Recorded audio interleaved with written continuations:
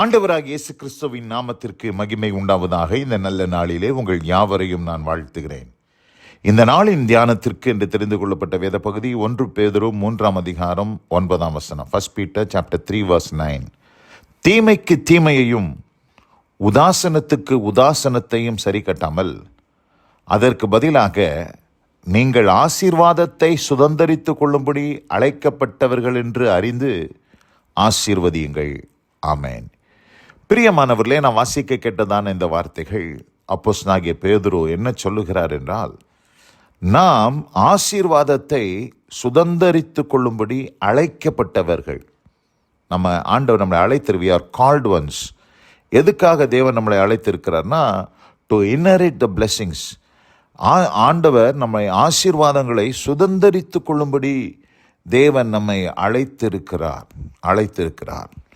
அப்படிப்பட்ட ஒரு பரம அழைப்பு நமக்கு கொடுக்கப்பட்டிருக்கிறபடினாலே நாம் என்ன செய்யக்கூடாதான், தீமைக்கு தீமையையும், not returning evil for evil, அதாவது தீமைக்கு தீமையையும் உதாசனத்துக்கு உதாசனத்தையும் சரி கட்டாமல் அதற்கு பதிலாக நீங்கள் ஆசீர்வாதத்தை சுதந்தரித்து கொள்ளும்படி அழைக்கப்பட்டவர்கள் என்று அறிந்து ஆசீர்வதியுங்கள்.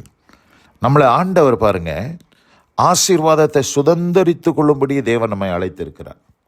எப்படிப்பட்ட ஆசீர்வாதங்கள் என்று நாம் பார்க்கும்போது, எபேசியருக்கு எழுதின நிருபம் 1 அதில் நான் வாசிக்கும் போது 3 வாசிக்கிறேன். நம்முடைய கர்த்தராகிய இயேசு கிறிஸ்துவின் பிதாவாகிய தேவனுக்கு ஸ்தோத்திரம். அவர் கிறிஸ்துவுக்குள் உன்னதங்களிலே ஆவிக்குரிய சகல ஆசீர்வாதத்தினாலும் நம்மை ஆசீர்வதித்திருக்கிறார். ஆவிக்குரிய சகல ஆசீர்வாதத்தினாலும் நம்மை ஆசீர்வதித்திருக்கிறார். அப்படி நம்மளை ஆசீர்வதிச்சிருக்கிறதுனால அந்த ஆசீர்வாதங்களை நம்ம என்ன செய்யணும்? இன்ஹெரிட் பண்ணணும், சுதந்தரிக்கணும். அந்த ஆசீர்வாதங்களை சுதந்தரிக்க தான் ஆண்டவர் உங்களை அழைச்சிருக்கிறார். இந்த அருமையான இந்த நாட்களிலே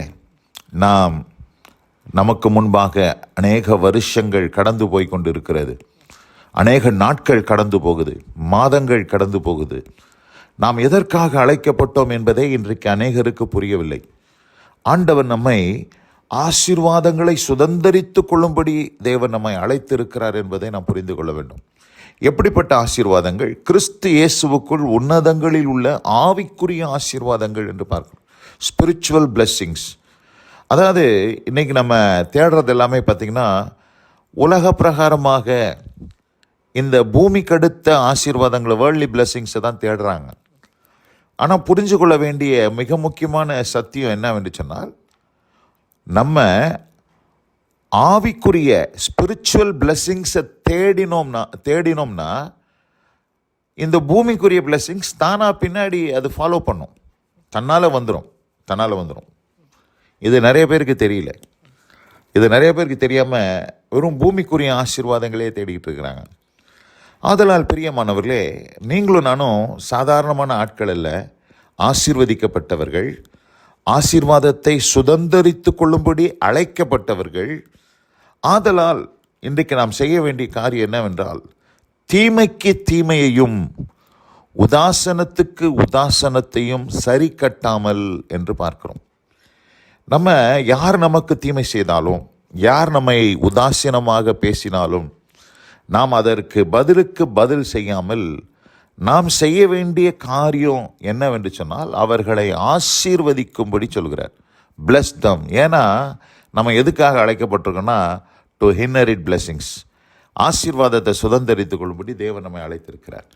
ஆதலால் நம்ம செய்ய வேண்டிய காரியம், அவர்களை நமக்கு துன்பப்படுத்துகிறவர்கள், நமக்கு விரோதமாக செய்கிறவர்கள், நமக்கு விரோதமாய் போராடுகிறவர்கள், அவர்கள் எல்லாரையும் ஆசீர்வதிங்க, பிளஸ் பண்ணுங்க. அப்படி நீங்கள் பிளஸ் பண்ணிங்கன்னா நிச்சயமாகவே ஆண்டவர் உங்களை ஆசீர்வதிக்க தேவன் போதுமானவராக இருக்கிறார். ஒரு சம்பவத்தை நான் சொல்கிறேன். ஒரு ஊழியக்காரர் இருந்தார். அந்த ஊழியக்காரர் பார்த்திங்கன்னா, அவருக்கு விரோதமாக இன்னொரு ஊழியக்காரர் எப்பொழுதுமே பார்த்திங்கன்னா அவரை பற்றி தப்பாகவே மீடியாலெல்லாம் தப்பாக எழுதி அவருக்கு விரோதமாகவே அவர் பார்த்திங்கன்னா பேசிகிட்டு இருப்பார். ஏன்னா ஆண்டவர் இந்த ஊழியக்காரரை நல்லா பயன்படுத்துகிறாரு, நல்லா பிரபலமாக இருக்கிறாரு, பல இடங்களில் ஆண்டவர் கொண்டு செல்கிறாரு, ஆண்டவருடைய ராஜ்யத்துக்கு வல்லமையான ஒரு பாத்திரமாக அவர் பயன்படுத்தப்படுகிறார்னு சொல்லி அந்த ஊழியக்காரருக்கு பொறாமை. அந்த பொறாமையில் அவர் அப்படி செஞ்சிட்டு இருந்தார். இந்த ஊழியக்காரர் பார்த்தீங்கன்னா ரொம்ப நாள் அவரோடு கூட போராடி கொண்டு இருந்தார். ஏன் இப்படி பண்ணுறாரு, எதுக்காக, நான் என்ன தப்பு செஞ்சேன், அவருக்கு விரோதமாக நான் என்ன பாவம் செஞ்சேன் அப்படின்னு சொல்லி ஒரு யோசித்து சோர்ந்து போவார். அப்போ ஆண்டவர் சொன்னாராம், நீ அவனுக்கு விரோதமாக முறுமுறுக்காமல், அவனுக்கு விரோதமாக நீ கோபம் கொள்ளாமல், அவனை நீ ஆசீர்வதித்து ஜெபம் பண்ணு அப்படின்னு சொன்னாராம். அப்போ என்ன செஞ்சாராம் இந்த ஊழியக்காரு, ஒரு பெரிய பேப்பரில் அந்த ஊழியக்காருடைய பேரை எழுதி அது மேலே நின்று, ஆண்டவரே இந்த மனுஷனை ஆசீர்வதியும் என்று சொல்லி ஜெபம் பண்ண ஆரம்பித்தாராம். அப்படி ஜெபம் பண்ண பொழுது நடந்த காரியம் என்னன்னு கேட்டிங்கன்னா, ஆண்டவர் அந்த ஊழியக்காரரை வல்லமையாக எடுத்து பயன்படுத்த ஆரம்பித்தார். பல இடங்களுக்கு கொண்டு செல்ல ஆரம்பித்தோடனே அவர் பார்த்திங்கன்னா அவருடைய வேலையில் பிஸி ஆகிட்டதுனால இவரை டிஸ்டர்ப் பண்ணதை விட்டுட்டாராம். அவர் பார்த்திங்கன்னா அவருடைய வேலையில் அவர் ரொம்ப மும்மரமாக அவர் பல இடங்களுக்கு போகிறதும் தேவனுடைய ராஜ்யத்தை குறித்து சொல்லுகிற அந்த வேலையில் அவர் போயிட்டார். அப்போ பாருங்கள், சில நேரங்களில் நம்மை சுற்றி உள்ள மக்கள் அவர்களை நாம் திட்டி, அவர்களை கருக்கி கொட்டி, அவர்களை சபிச்சுக்கிட்டு இருந்தோம்னா அவங்க இன்னும் பார்த்திங்கன்னா நமக்கு விரோதமாக தான் அவங்க பண்ணிக்கிட்டு இருப்பாங்க. ஆனால் நம்மளை விட அவங்க நல்லா ஆசீர்வாதமாக ஆயிட்டாங்கன்னா அவங்க நம்மளை பற்றி அவங்க கேர் பண்ண மாட்டாங்க, நம்மளை தொந்தரவு பண்ண மாட்டாங்க. அதனால தான் இங்கே சொல்கிறாரு, நீங்கள் தீமைக்கு தீமையையும் உதாசனத்துக்கு உதாசனத்தையும் சரி கட்டாமல் நீங்கள் ஆசீர்வாதத்தை சுதந்திரித்து கொள்ளும்படி அழைக்கப்பட்டவர்கள் என்று அறிந்து நீங்கள் மற்றவர்களை பிளஸ் பண்ணுங்க, ஆசீர்வதிங்க அப்படின்னு சொல்கிறார். ரோமரில் கூட பார்த்திங்கன்னா ஒரு வசனம் அப்படியாய் போட்டிருக்கிறத நம்ம அறிந்திருக்கிறோம். வாசிக்கலாம். ரோமர் 12ஆம் அதிகாரம் 14ஆம் வசனத்தை வாசிக்கிறேன். உங்களை துன்பப்படுத்துகிறவர்களை ஆசீர்வதிங்கள், ஆசீர்வதிக்க வேண்டியதே அன்றி சபியாதிருங்கள். ஆமென். என்ன சொல்கிறாரு, உங்களை துன்பப்படுத்துகிறவர்களை நீங்கள் பிளஸ் பண்ணுங்கன்னு சொல்கிறார். பிளஸ் பண்ண வேண்டியதே அன்றி நம்ம என்ன செய்யக்கூடாது, யாரையுமே சபிக்கக்கூடாது. இந்த அருமையான இந்த நல்ல நாளில் கூட நாம் கேட்ட இந்த செய்தியின்படியாக இதுவரையிலும் நீங்கள் மற்றவங்களை சபிச்சிருக்கலாம், திட்டிருக்கலாம், அவங்களுக்கு விரோதமாக பேசியிருக்கலாம். அதெல்லாம் ஆண்டவர்கிட்ட ஒப்பு கொடுத்து மன்னிப்பு கேட்டு இனிமேல் எல்லாரையும் ஆசீர்வதிக்க ஆரம்பிங்க. பாருங்கள், ஆண்டவர் உங்களையும் சமாதானமாக இருக்க செய்வார், மற்றவர்களும் உங்களோட கூட தொந்தரவு செய்ய மாட்டாங்க. அப்படிப்பட்ட ஒரு அனுபவத்தை நான் பெற்றுக்கொண்டு ஆண்டவர் நமக்கு முன்னதாக இருக்கிற நாட்களிலே நாம் வாழ்ந்து ஆண்டவருடைய நாமத்தை மகிமைப்படுத்த ஆண்டவர் கிருபை செய்வாராக.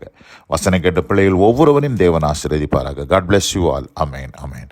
நாம் ஜெபிப்போம். எங்கள் அதிகமாய் நேசிக்கிற எங்கள் அன்பின் பரலோக பிதாவே, தீமைக்கு தீமையையும் உதாசனத்துக்கு உதாசனத்தையும் சரி கட்டாமல் அதற்கு பதிலாக நீங்கள் ஆசீர்வாதத்தை சுதந்திரித்து கொள்ளும்படி அழைக்கப்பட்டவர்கள் என்று அறிந்து ஆசீர்வதியுங்கள் என்ற வார்த்தையின்படி நாங்கள் மற்றவர்களை சபியாமல், ஆண்டவரை கர்ஸ் பண்ணாமல் அவர்களை ஆசீர்வதிக்க நீர் எங்களுக்கு கிருபை செய்திடும்படியாக ஜெபிக்கிறோம். வசனம் கேட்ட பிள்ளைகள் ஒவ்வொருவருக்கும் அப்படிப்பட்ட அனுபவத்தை தாரும்.